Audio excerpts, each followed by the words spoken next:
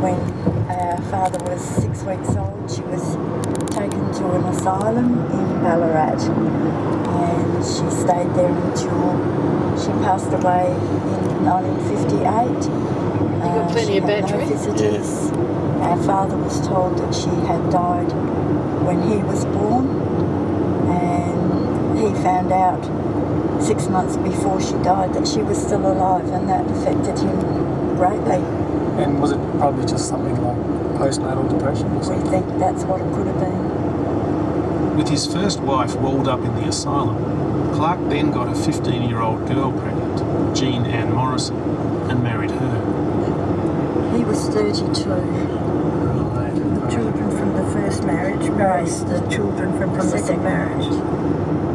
While Clark was on the mainland looking after his business interests, he left his 16-year-old daughter Alice and 14-year-old son William Walter to run the farm on St Peter Island. The stories Dad told us only ever related to running the sheep and all that involved. He and Alice broke in their own horses that were running wild here on the island, and he told us of how he and Alice used to, like being kids really, young teenagers here on their own, they'd have races down the beach, and I remember Dad saying at one stage he and Alice were neck and neck on their horses, and with that there was a snake stretched out across the beach, and Dad's horse just reared up and Dad bit the sand. And so were they pretty much fending for themselves? Oh yeah, yes. They brought food over, but of course you didn't know how long they'd be here and how long the food would last. So only Alice, she was the one with the gun, and she used to shoot the parakeets and anything else, and I presume they caught fish here, I don't know, but one of the trips out, it was in a storm, and the mast went through the bottom of the boat, so they had to get the kerosene drums. They emptied out two, one bailed and one steered, then they'd swap over, and Pop never came back for 3 months to see if they were still alive.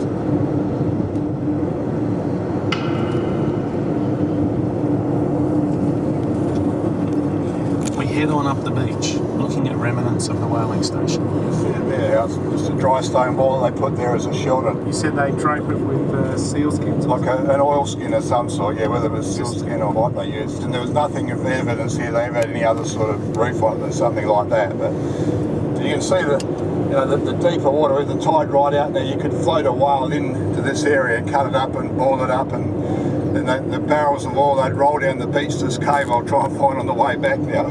Second time in my life it's happened, we've walked past and I've not seen it.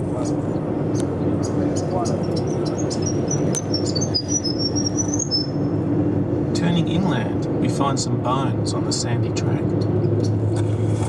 Mary, you reckon these are horse bones, do you? Yeah. They've probably been under the sand. Yeah. These here are quite weathered.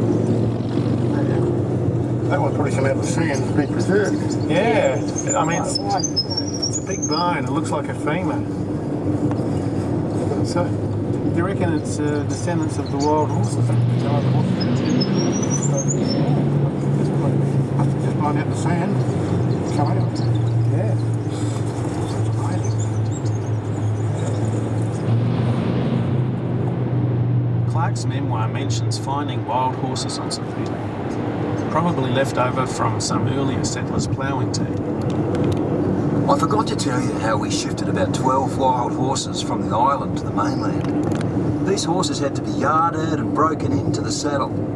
This was some job because it took good horsemen to get them into an enclosure. Then a man with a lasso would lasso one of the wild horses, all hands would catch hold of the rope and gradually choke the horse until it lay down for want of breath.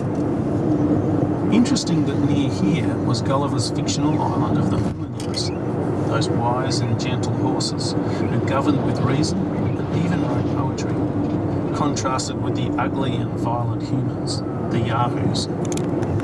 As these noble houyhnhnms are endowed by nature with a general disposition to all virtues and have no conceptions or ideas of what is evil in a rational creature, so their grand maxim is to cultivate reason and to be wholly governed by it. By what I could discover, the Yahoos appear to be the most unteachable of all animals, their capacities never reaching higher than to draw or carry burdens. They are strong and hardy, but of a cowardly spirit, and by consequence, insolent, abject, cruel.